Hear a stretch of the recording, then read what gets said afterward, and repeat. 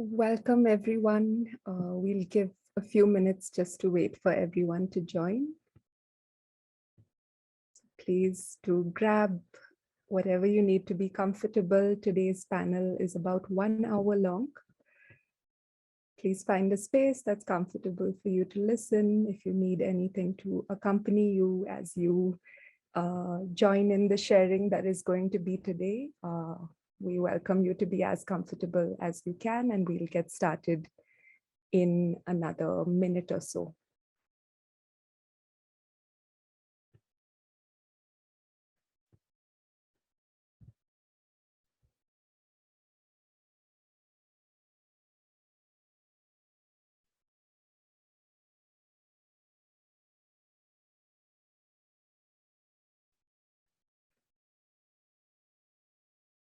So great, keeping with time, even though we know time sometimes bends for all of us.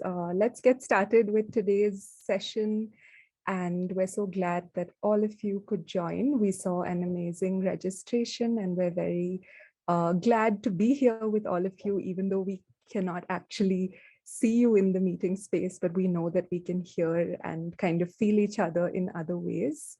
My name is Aditi Pinto, and I'm the moderator for today's panel.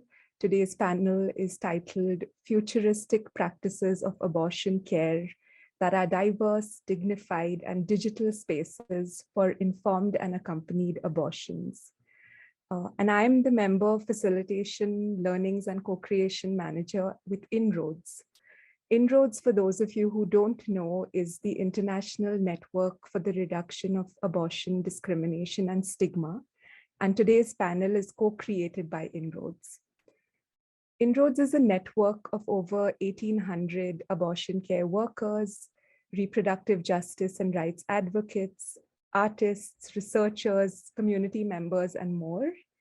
And today we'll be talking about a small snippet, though it is a vision that encompasses a lot of the work that the network does, which is feminist and futuristic practices of abortion. So in our network, we sense and believe that communities, movements, and patterns at a smaller level, whether smaller means local, fewer, or just a little tiny part of the whole, shapes what becomes the larger. And in a world that is constantly throwing stigma, discrimination, and barriers to abortion access, we also find that in minute yet very interconnected ways, there's a growing web that's trying to build a future that we like and desire to maybe take us there. While power continues to hold on to regressive practices, there are so many examples of futuristic practices that are working for our collective liberation. You all may have seen in the brief intro that we wrote up about this session that we referenced the amazing sci-fi writer Octavia Butler. And in the parable of the sower by Octavia Butler, which is an inspiration to the vision of this session, Lauren's friend Joanne doubts the power to see the future. You don't know. You can't possibly read the future, she says. And 15-year-old Lauren retorts, you can, we must, and once you do, it's easy. Communities and people facing abortion stigma have always been seeing the future through creating practices in the present that transcend the current barriers and hold close a vision of a better, just future. And as Octavia Butler wrote in the parable, all that you touch, you change, and all that you change, changes you. It is in this flocking and coming together of people who are walking this road to abolish structures and systems that generate abortion stigma that we feel can facilitate change and transformation. It is practices of community care around abortions in the digital interconnected worlds that we lift up and bring together in this session today. For Inroads, the International Network for the Reduction of Abortion, Discrimination, and Stigma, community care for us is one of our core values. It means we can co-create a future where people can experience abortion on their own terms. So having shared a spacious vision or laying the ground of what today's session is about, I want to give a brief note about some of the ground agreements that we would like to hold dear to our space today.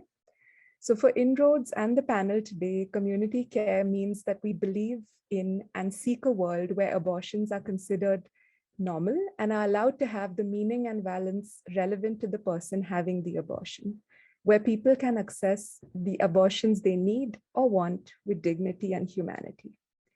We want to state that this is a space that recognizes that abortion is normal and a common experience and is a part of basic healthcare.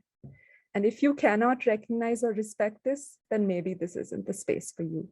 This isn't a space of debate. This is a space of futuristic sharing and visioning. We also would like to lay out the agreement that what's said here stays here and what's learned here leaves here. And by that, we invite all of you who are listening in to learn, unlearn, and flock with us while honoring and respecting the sharings, personhood, and journeys of all of our panelists today. So we have a brief poll, which is on the screen that you would be listening in on, which we'd love to hear, your responses of what made you join the session today? What was it that you read about that possibly drew your attention? So I'd encourage everyone to just, if you haven't already, to find the little poll on the screen just below the video where it's playing and tell us what you feel. The question is, which of today's topics are you excited to hear more about or connects with your fields of work? It may be all of the above. It may be something that we haven't mentioned. Unfortunately, our polls did have that kind of limitation where we could just name a few things. But still, it's really great for the entire panel to have a sense of who's here with us today.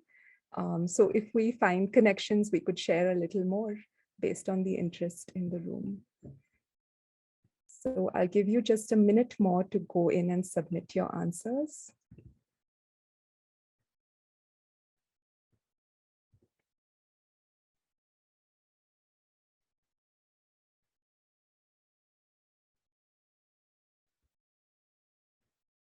Okay, I'm going to briefly just share what I see. Do tell me that if you can see my screen. Yeah. Okay, so we see that there's a lot of interest and the charts are changing. It's like it keeps moving as you all write your responses in. There's plenty of interest on care, security and privacy, love for abortion. That one keeps going up. I think everyone who's here holds that in common. People are interested in abortion apps and digital info spaces, future visioning and maps. And we have a few people interested in cohort-based learning, which is something that, we have a lot of Inroads members working on that, and storytelling and podcasts. So that's great to know. And I'm sure, I wish there was a way for us to get to know each other better, but that limited bit of knowing who's here with us today is going to take us, inspire us quite a bit to share with all of you today. So I would like now to invite our panelists who you can already see on your screen. I just want to say a little bit about each of our panelists. So the panel today is composed of Inroads members.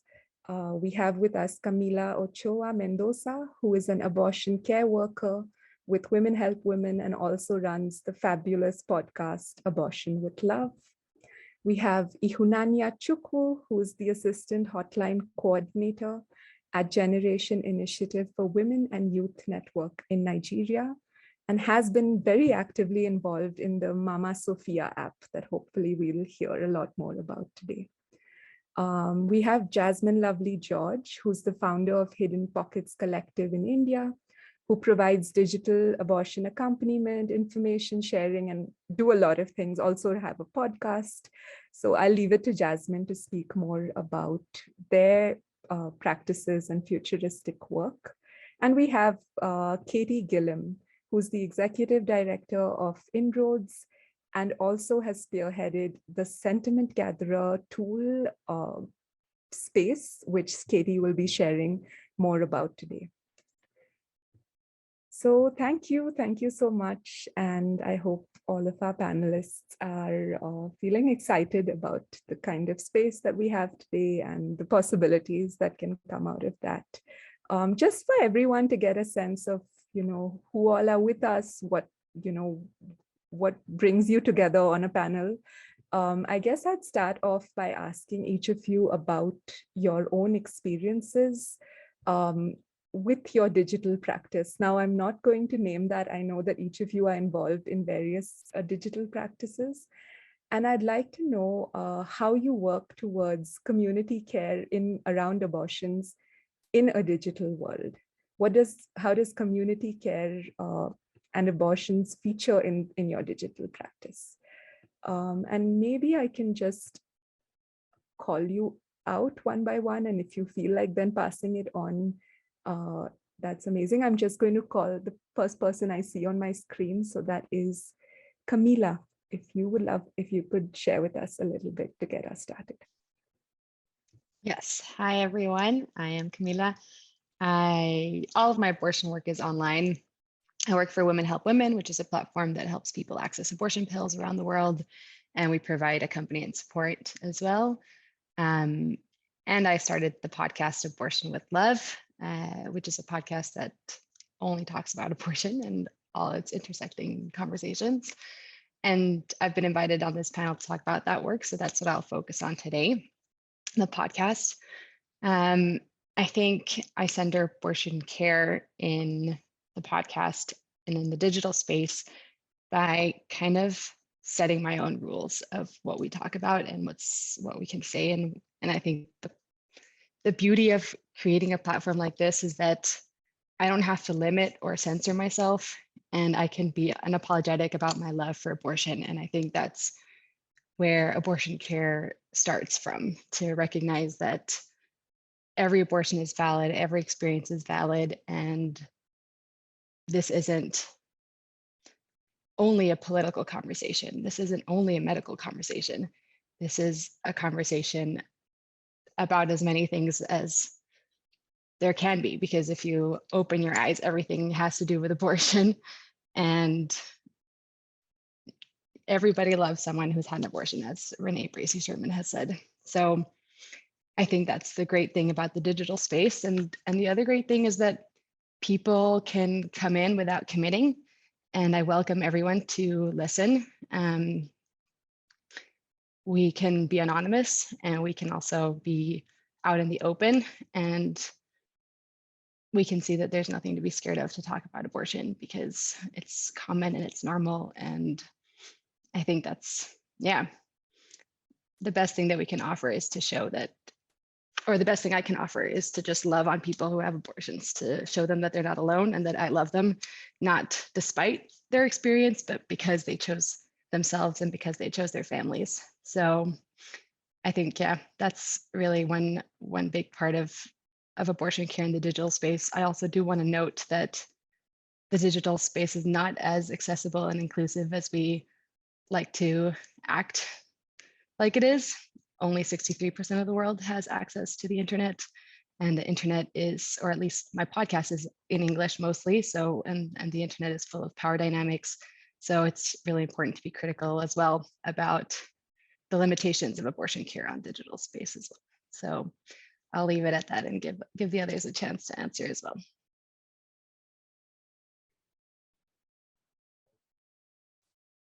Thank you so much, Camila, and thanks for sharing about some of the beautiful things that have been possible online or in the digital world. Some of the connections that have been possible for people who have abortions, to spread the love around abortions. And I know that Abortion with Love, the podcast, if somebody could share it in the chat, has definitely done that. And thanks for also drawing out the few limitations, or the limitations that one thinks about when one is involved so much in this kind of practice. And I think, Ihunanya, I see you next on my screen, so would love to hear your thoughts and more about your digital practice. Thank you so much. Hi, everyone. My name is Inwunaya Chukwu, and I work with Generation Initiative for Women and Youth Network, Join Nigeria. And Join work is based on the principle that every woman and youth has the right to the highest standard of life, serve reproductive rights choices, high quality health care, and an enabling environment that promotes their rights and their sexual health also. And we have a hotline, a reproductive health hotline, Miss Rosie hotline, that gives free and reliable information about reproductive health and safe choices, including safe managed abortion. And Joanne believes that creating a violence-free and a stigma-free space bring about health equality, which is very, very essential to a healthy society. Now, let me tell us this story. In 2018, Generation Initiative for Women and Youth Network, DUWINE, and Trust for Indigenous Culture and Health, TICA, under Mama Project, had a futuristic vision to design a digital space that is current and fashionable. Now, but before they started having this futuristic vision, DUWINE and TICA had already been working with communities to provide evidence-based information and support those seeking information on abortion through their hotlines. Miss Rose hotline for DUWINE and Auntie Jane hotline for TICA. So the two organizations therefore collaborated with IBIS Reproductive Health on formative research to understand the role and use of technology for seeking information on sexual and reproductive health and rights, specifically abortion, and to understand from potential users what information they may like to access in a potential app and the look and feel of the potential app. Now, focal group discussion were held with community stakeholders and in-depth interview with clients who access the both hotlines to seek information or support their abortion. And during this research, we find out that participants were having difficulty finding sexual and reproductive health information from trustworthy sources. So they were concerned about their privacy, and they wanted an app that could accommodate their limited internet access and phone data. So this feedback was very, very central when we were considering different app features. For example, the newly created Mama Sophia app. So to help them feel safe, we made sure that nobody will be able to access someone's data in Mama Sophia app, and people have the option to close out of the app or use the privacy screen. And we also gave an option for people to delete their data from the app if needed. And throughout the app development process, we consulted a community advisory team every step of the way as much as we could, because we wanted to center the potential users of this app so that we'll be able to meet their needs and offer them the trusted, non-judgmental resource that the focal group told us they were looking for. And all the app activity were made confidential. So with this kind of approach that we used with Mama Sophia app, we can expand access to sexual and reproductive health friendly services among young people. Thank you so much. Thank you. Thank you, Ihunanya. I have been following the app online on social media, but just to hear you talking a little bit about the vision, the practices that you all built in while developing the app, and I think you rightly named that, a futuristic kind of creation of any kind of digital space has to be a co-created space, has to be consulted, has to have community advisors, has to take into account privacy. But at the same time, you also named something which is the current and fashionableness, the look and feel, making something that makes people want to jump in and use it. And you also talked about it being free. So thanks so much for naming all of those, multifacets of the Mama Sophia app, which is just out there and beginning to grow. And it's really great to hear you sharing about that as it launches its way into the future. And yeah, Jasmine, do you want to pick it up from there? Yeah, thank you. I mean, one of the things that internet has always fascinated me has been that, the potential of, getting any information by sitting in any part of the world. And as somebody who's sitting in India, and as somebody who has been a lawyer, I've always felt like, technology has always been way ahead of law. So in India, abortion is legal, has been legal for last 50 years. And still I feel like women of my country really don't know much about abortion. And this is where I felt like, so that's where when we started working on Hidden Pockets Collective, it was a very simple vision we had that, internet should have as much as content on abortion and in our own languages. So that's how we started doing it. And the more, when I even say the word internet in my head, I wanted to be really creative about it. So digital spaces, radio, public maps, I really was playing with this, the internet itself. So this was like 5-6 years back. And I still think internet has changed so much. Social media has changed so much. Instagram has picked up, TikTok has picked up. So there's so much of potential in creating this information and ensuring that, even our stories are reflected. So I do find digital spaces extremely powerful. I as somebody who can, who has actually, I sometimes think of ourselves as Hidden Pockets Collective as we are the children of the internet. We exist only because there is internet. Otherwise, nobody would have known us. Some few women sitting in some parts of the world, nobody would have known us. It's because of internet this has become possible. And I also feel like it's a great time for us to keep pushing for the kind of work we do, because with whatever that is happening around the world, with the backlashes that is happening, we can't expect policies to be always in our favor. So it's the women, it's the collectives, it's the communities that who have been pushing, doing the work, no matter whatever the policies have been saying. So I do find it very futuristic, and I don't even know what would be the future of internet itself. I'm pretty sure what is working right now could not be there 10 years down the line. So yet I already feel like there's already a pressure to be more futuristic. But yes, like the last speaker said, communities is the way to go forward about, and privacy, because with internet it comes with its own clause. And how do we define, how do we ensure that even our feminist principles, our terms, our negotiations are also brought in these spaces that we are using?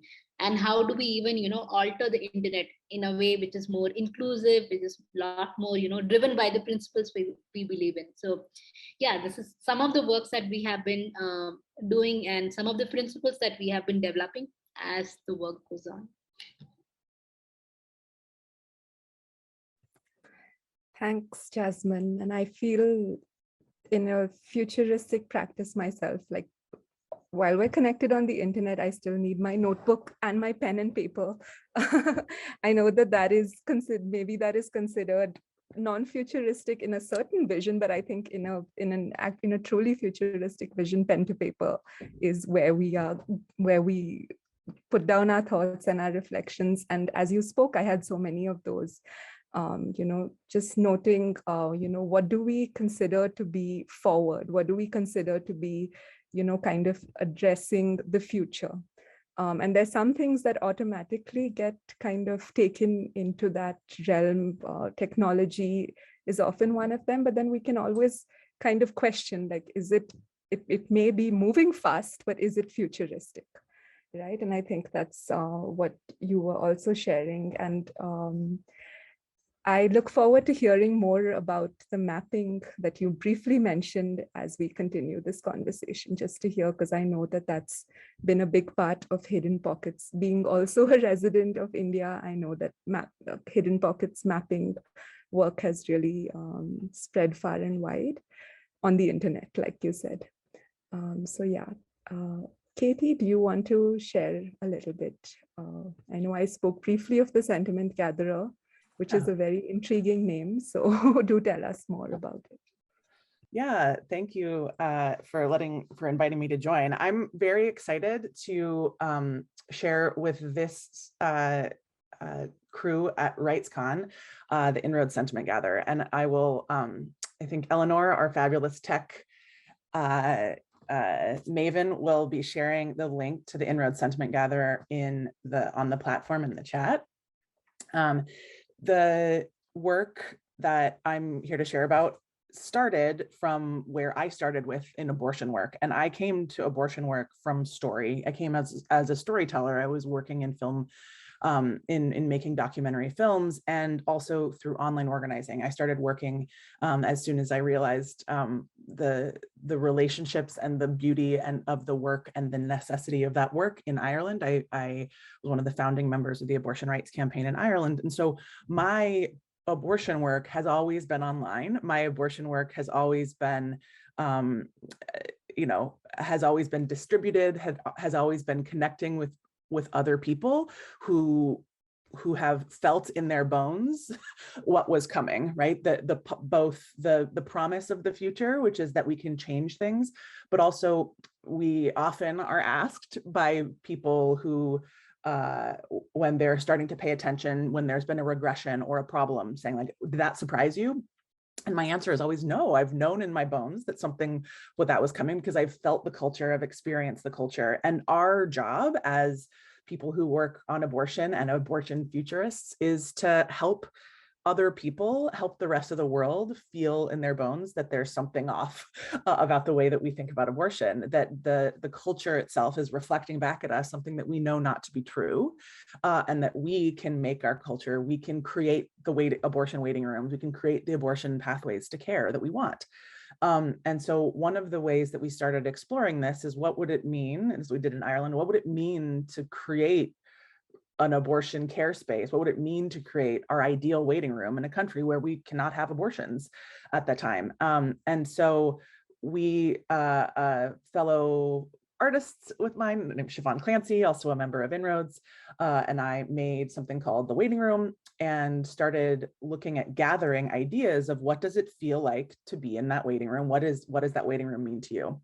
And in working at Inroads, we also know in our bones and from our pictures and from our experiences that the experience of working on abortion, of loving people who have abortions, of providing them, of helping people get that care is beautiful. It's colorful, it's relational.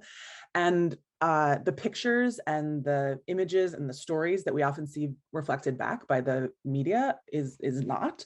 It's often a picture of a crying, usually immediately preterm pregnant person, a person at like 38 weeks, crying, doesn't in any way encapsulate our experience as people who can get pregnant, as people who've had abortions. And we thought of a way to do that differently.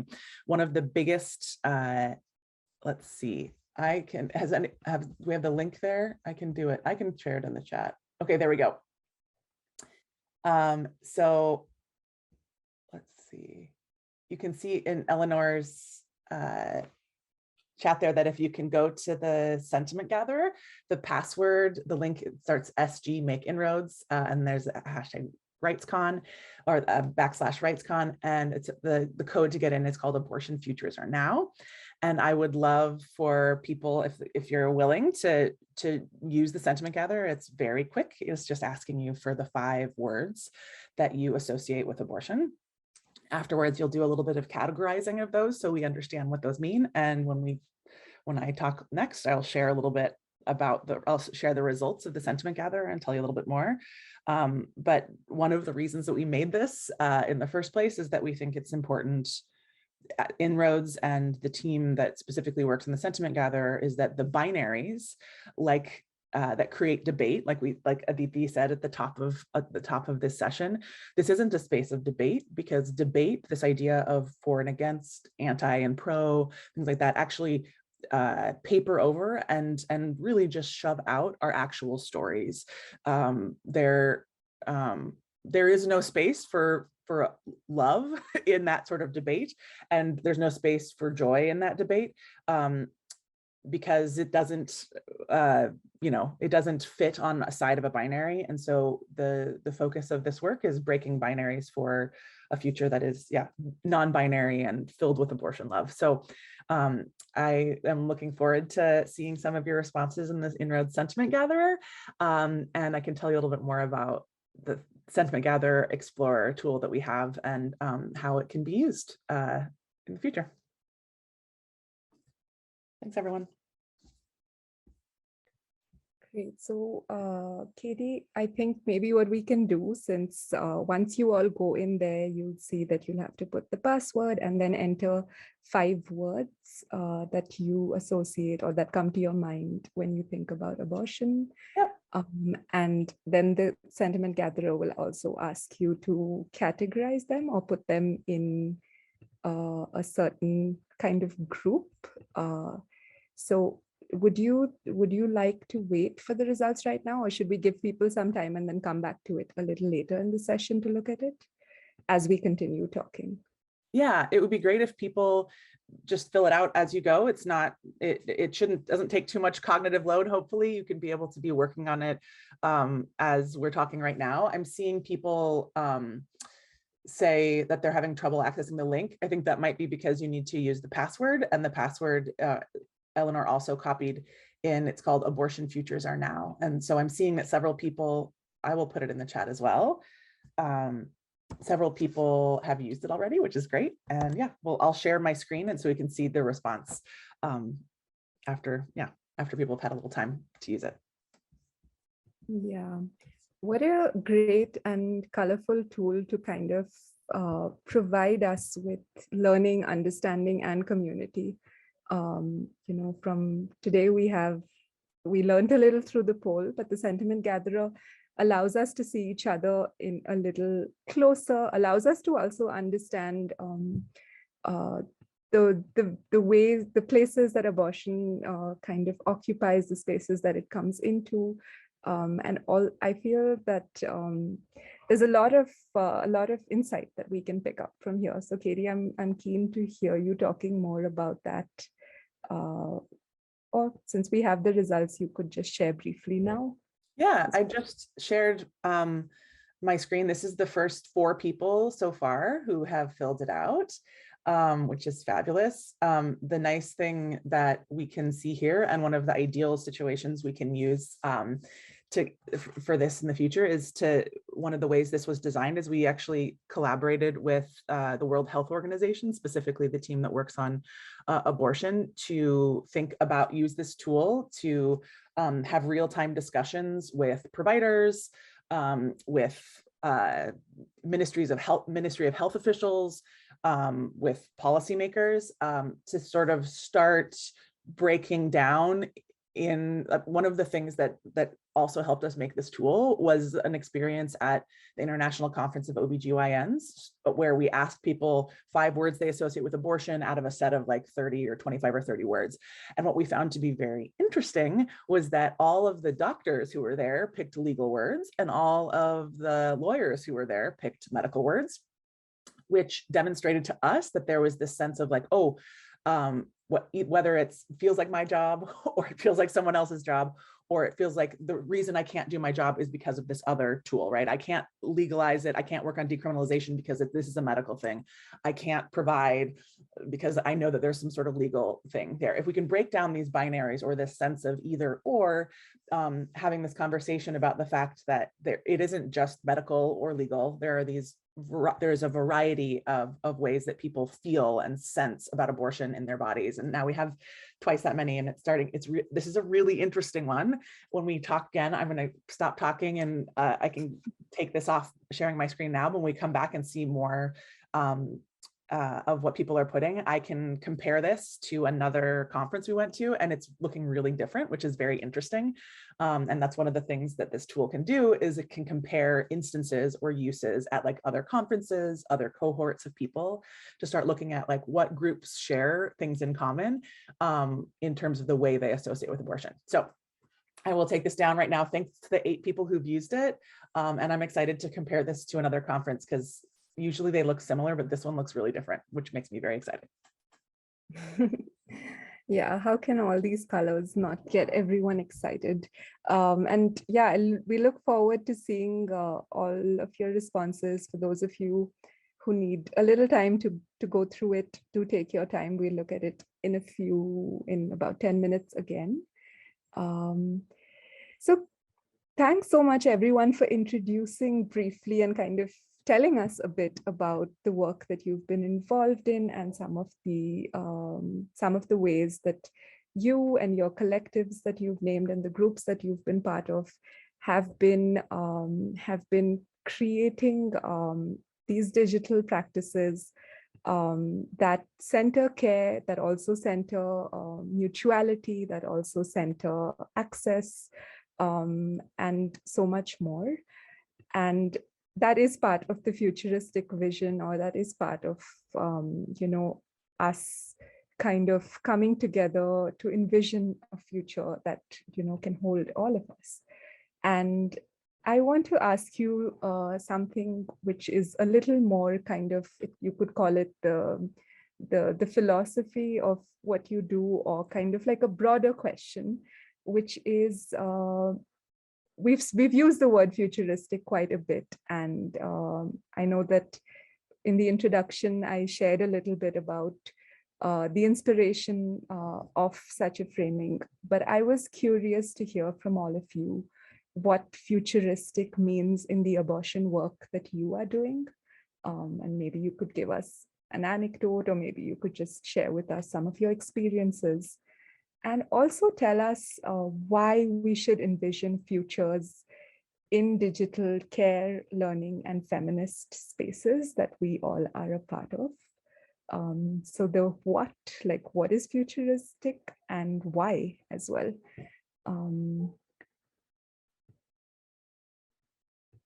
And Camila, do you want to go first again? Sure, I can go first again. So yeah, there's two parts to this question. The first one I'll answer by saying that the futuristic work that I'm doing is around narrative change. And the idea behind the podcast was that I was getting tired of listening to people who are so passionate about abortion kind of changing the language that we normally use around each other to satisfy people outside of our communities. And whether that's to continue to justify why we have abortions, or trying to convince people that we deserve care and love and dignity, or whether that's to not ask for too much because we already don't have enough. So we'll get whatever we can take. And so we're compromising what we deserve, what we need, in order to not offend anybody. And so the podcast kind of stemmed from this idea of like, if we could all just agree that abortion is common, abortion is normal, it's part of basic healthcare, what kind of conversations could we be having then? What could we dream if we weren't constrained by the current reality that we live in? And so I think that's what futuristic means for me. It's to stop being afraid of offending anyone, or being afraid of losing rights or losing access, and rather recognizing that we have to team up, we have to rely on our community, and we have to just be unapologetic about what we want and what we stand for. And so I think that's a really big part of the podcast. It's to, not have to justify to anyone why we have abortions, and just to recognize that it's normal and it's common and all abortions are valid. So I think that's the first part. And the reason for narrative change, I think, is combined to the other side of futuristic abortion care, and that's systemic change. And it's recognizing, as Octavia Butler has been trying to tell us for the last almost 30 years, that change is constantly happening around us. We can't stop it. So why don't we be part of shaping that change? And we've been living for so long in a system that relies on an authority or an external entity to provide us with our rights, rather than recognizing that our rights are inherent. It's ours to claim. It's not something that somebody else can give us. So for so long, we've been, taking what we can get rather than just claiming what we want. And we've been depending on something higher than us, whether that's God or any kind of religion or an institution or science or the state. And, anything that's driven by hierarchy and power is going to favor some people and exclude others. So, it's kind of asking the question of what good is the system when it relies on someone else to grant us our rights? And if we can kind of see that we can access our own rights through each other by giving each other abortion pills, by helping each other access information, by, accompanying each other while we have our abortions, then we can get rid of all those gatekeepers who are, putting the rules and putting the barriers to people's access to abortion care. So, I think that for me is what the future looks like for abortion care. It's community care. It's, picking up our tools together and accessing what we deserve and what we claim. I love that. I love how you name, like, leaving behind the fear, the compromise, the defensiveness that, has been assumed on our part, or we've been playing that for a long time, and moving forward together. And I have a short follow-up question for you, Camila. I know that you, something that really inspired me about your podcast was when you did an interview with your mother, which for me was super futuristic, and going back to your roots and talking to your mom about abortion out there on the internet. I just wanted to ask you, like, what inspired you to do that particular episode, and how did all of these ideas that you've been naming, like leaving the fear behind, not compromising, did you get that from your mother? How was the conversation with her about that? Big shout out to my mom. She's the best. Yeah, so that was a very scary episode. So I can't say that fear wasn't in that picture at all. It was definitely. And I think maybe even the reason why I decided to publish that episode. So my mom is Catholic, and she is extremely open-minded and caring person. And she would never shove her own opinions into anybody else's life. But that her background, being Venezuelan and being raised a Catholic herself, has led her to believe certain things about abortion that I think are not reflective of what abortion looks like in the real world. And so it's been a long conversation with my mom for many, many years about this. And it definitely informed my belief in abortion, or like my ideas about abortion as a teenager, which were fairly stigmatizing. And it informed also my drive to do this work. And it's been a struggle for my mom and I to have this conversation and see eye to eye. And so I think that's what led me to have this conversation, where I used also the mic to kind of force us to speak to each other, recognizing that we were not going to be alone in this space, made us also not react in the way that we normally react, with a lot of emotion. Although it was a very emotional episode as well, and a very emotional conversation. But yeah, I kind of wanted to show that this conversation isn't easy. And it was important for people to see that, just because, that like I also had to unlearn a lot of things growing up and figure out for myself what I believed in or what I cared for that wasn't tied to my upbringing. And that's an ongoing process. And also to show that, like, you can still love and care for people and care for each other without agreeing on everything. And I think that's kind of the final message of that episode, I think, is that, there was a lot of things my mom and I don't agree on, and we won't ever agree on it, maybe, or one day we will, but it was kind of like, yeah, we love each other and we can respect each other's decision to do this work, or to not have an abortion, or to have an abortion. We don't have to understand it. We just have to respect each other. And I think that's why I wanted to publish that episode, because I think, though there's a lot of things that I wasn't so happy with the conversation, I think that was quite clear, that my mom and I have a lot of love for each other and respect for each other. So yeah, that's kind of the story behind that episode. I also will just take advantage of this opportunity that I'm talking in to say something I forgot to say earlier, which is the future of abortion care is also pleasure and having fun. And that's also the point of the podcast, is that we can joke about abortion. We can like have conversations with our moms, our partners, our friends, and that, yeah, liberation work isn't just talking about struggle. It's also just having fun. So that's enough for me.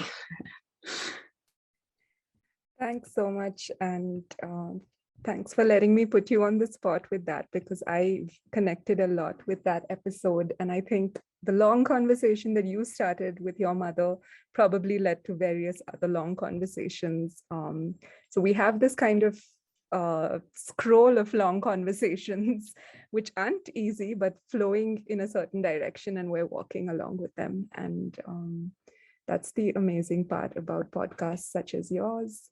Ihunanya, do you want to take us a little further? Tell us about what futuristic means to you. Yeah, sure. Thank you so much, Aditi. Well, when I first heard about futuristic in this discussion, my mind went to future digital practices that is innovative, advanced, ahead of time, scientific, modern, new, that will be easily accessible for future generation. And futuristic in digital space can mean modern technology, science that is youth-friendly. And when I say youth-friendly, I mean our young beneficiaries, adolescents, students, working class women, young people, women, and the minority group in our communities, because they also have the right to access this modern technology in digital space, such as Mama Sophia app that is newly created to promote science and a current reproductive health information that promotes health equality. But before we talk about future, the research must be carried out to actually know what works for our potential users. So to build a feminist, stigma-free abortion digital plus futuristic spaces, there are essential qualities to look out for. I'll be using Mama Sophia app as a case study here. So the first thing to look out for is security. Like during the focal group discussion, the focal group discussed privacy, security, and confidentiality as the most critical concern about a sexual and reproductive health app. So they were concerned about their privacy, and they recommended password protection amongst other security measures. And they made us to understand that young people tend to share their phones with their family members, maybe their siblings or their parents. So creating potential barrier to confidentiality. And they also emphasize on the need for multiple security measures. So to help people feel safe, we make sure that no one will be able to access anyone's data in Mama Sophia app. And people have the option to close out of the app or use the privacy screen, or they can delete their data from the app if needed. The next thing to look out for is interactive feature. The Mama Sophia app has a number of different features. One is a customized period tracker, which sets you up with a calendar to display when you are most likely to get your period each month, as well as the likely ovulation days. And another feature is the pregnancy calculator, which is designed to help people figure out a length of a pregnancy if a user thinks or suspect they are pregnant. And some other features include contraceptive method. And we also have a feature that provides information about safe abortion. The last two main features are chat with Mama Sophia and connect with an expert. One is the chatbot, which you can use to figure out which section of the app might be most helpful for you based on your situation. And if you need more support, our connect to an expert feature, it has a few options where you can call hotlines or email our partner, Women Help Women, depending on how time sensitive your request or question is. So the next thing is cost effectiveness. During the research, people wanted an app that could accommodate their limited internet access, phone data, phone memory, and they also said they wanted an app that has no charges associated. So many also mentioned disliking apps with AIDS. So Mama Sophia app can be used without access to the internet. Yes. So the next thing to be looking out for is accessibility. Now we made Mama Sophia app accessible offline to address the limited internet access. Once you download Mama Sophia app, you can use it offline.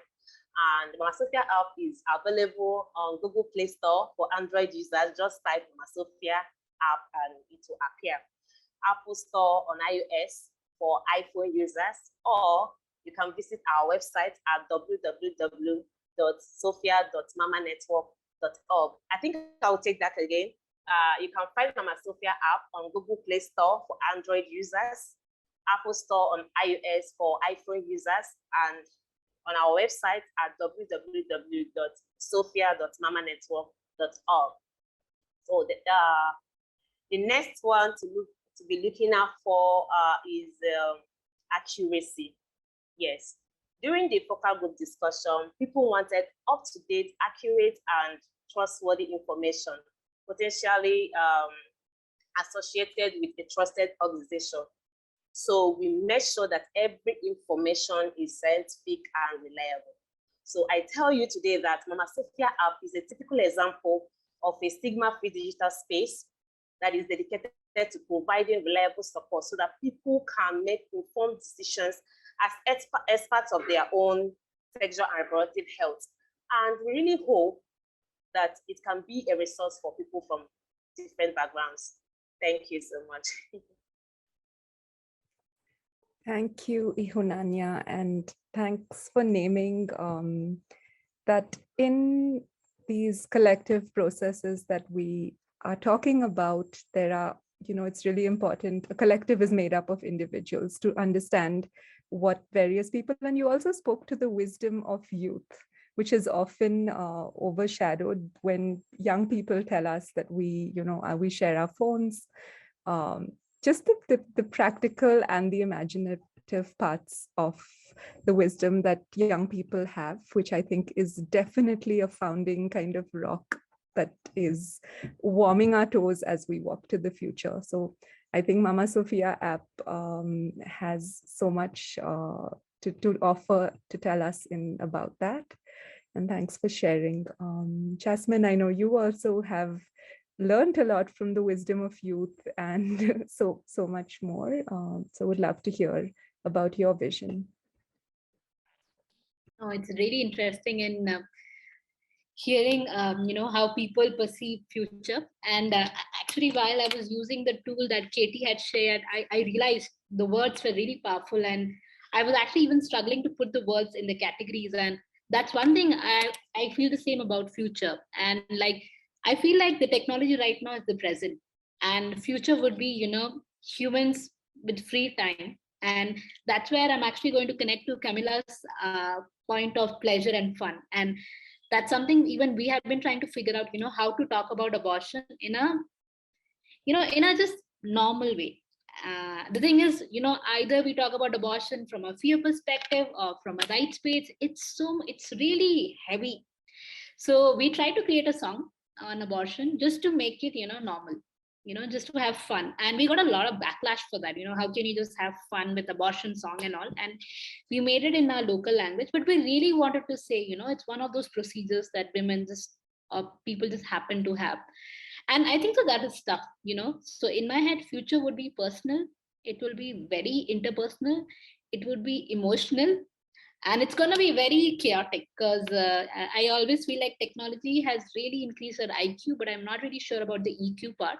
So it is going to be chaotic. So I do feel like feminists have a great role to play because we are the ones with the right kind of value system to, hold the chaos. But it's really interesting that, one of the beautiful things about technology is that it really, spends a lot of time with detailing. And something even feminists do. So I feel like there's a lot of interlinkages that can be done.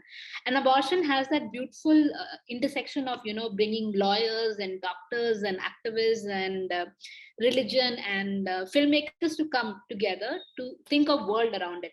So that's the same thing we have been trying to do. How do we use the theme of abortion to bring people from different disciplines coming together? And as we once tried something called like the public maps, where we were trying to do crowdsourcing of, where are the public health centers, where are the places where you can get abortion in your cities, things like that. And that was my first learning, when I realized that even if we were putting up all the locations in your cities, people were not really going. And that was the first time as a lawyer I realized that our relationship with our cities are so problematic. Our relationship with our rights are so problematic. Just because I tell people that you have a right to abortion does not mean a person will make that movement.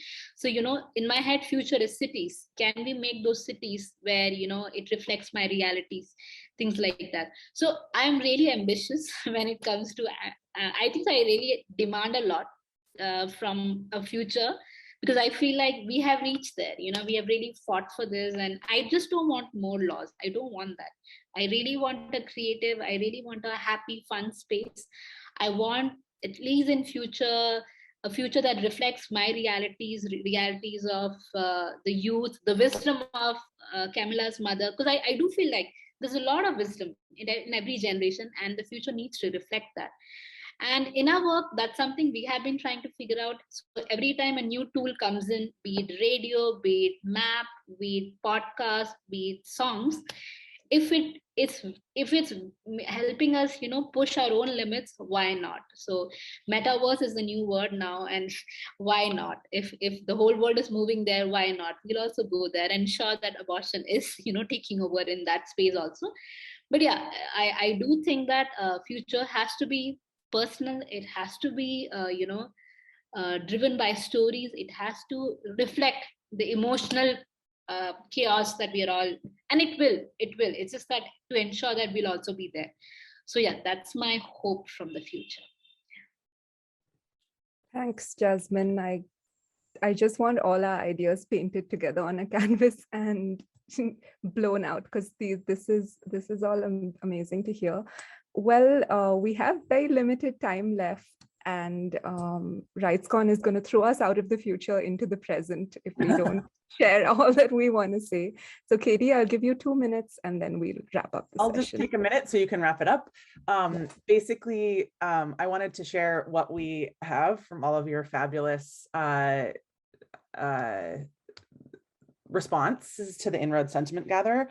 And I am happy we are going to continue to be using this in tools in other ways. I'm looking forward to using these responses to help teach our tool. And that's one of the things that it's very important for us to highlight, is we have on our team at En-ROADS a data scientist, the fabulous Tabby Tran, who is one of the people who helped build not just this tool, but one of the things we discovered in trying to do work like this was like, how do we get these words? Where can we find these words that people use to create a lexicon? And we explored all these tools online, these databases that have sentiment explored, medical databases that use sentiment analysis, that like big apps like Amazon, or online health sort of like health tools that help us do digital health, all had stigma about abortion built into that data set, that when someone said the word abortion,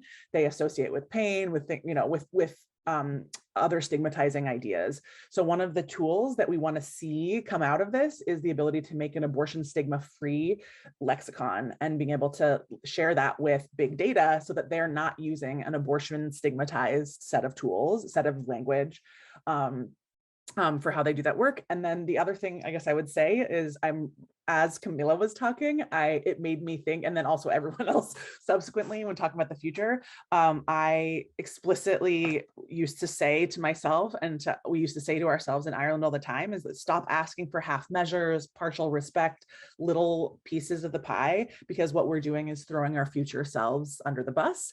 Like thinking about our future selves, like it may seem impossible to get everything now, but our future selves could have everything. So why not ask for everything now?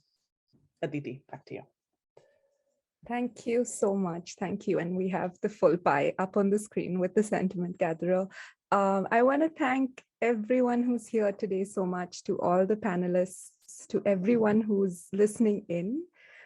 If you feel connected and energized by the discussions today, we want to invite you to join Inroads. The links to join, hopefully someone can put them in the chat. And I also want to share briefly about a call to action that completely relates to this, to a futuristic vision or a futuristic coming together.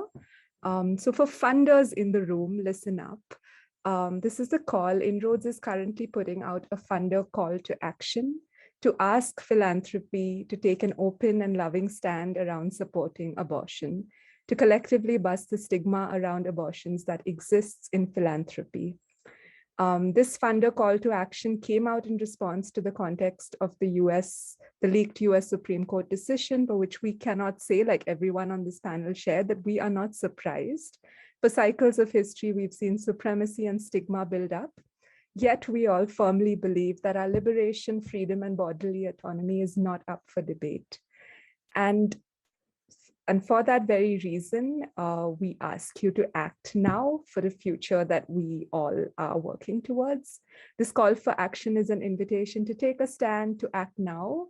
And we believe that coming together to say we love and support abortions is futuristic. The link to join and sign the call to action for funders is in the chat.